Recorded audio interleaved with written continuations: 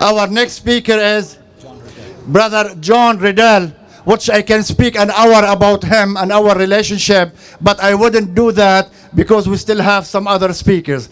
Please help me welcome Brother John Riddel. Dear friends, I want to speak of Canada.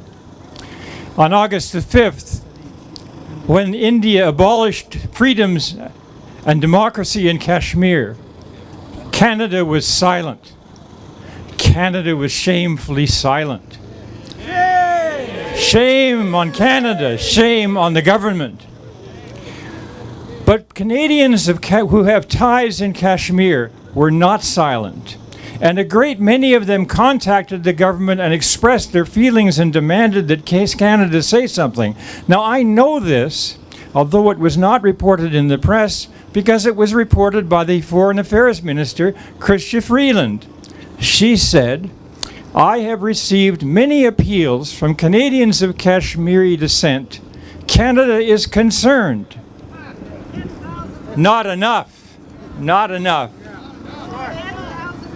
And so she made a statement that there was a risk of infringements on civil rights and reports of detention, and she called for peace and stability. Not enough. Her statement received almost no coverage in the media. And then a voice spoke up. It was the voice of Idrissa Pandit, a sister in Waterloo, Ontario, who comes from Kashmir. And she made a statement to the press. And she pointed out about Freeland's statement, it doesn't mention India at all. It's just one force that's doing these things. It's India, and they should have the courage to say that. Yeah. Bravo, Sister Idrissa. And say it, Freeland, it's India who's doing this. India. Yes. Now, it was not always so. Only, 10 years ago, Canada pledged to stay involved in resolving the Kashmir industry through dialogue between Pakistan, India, and the Kashmiri people.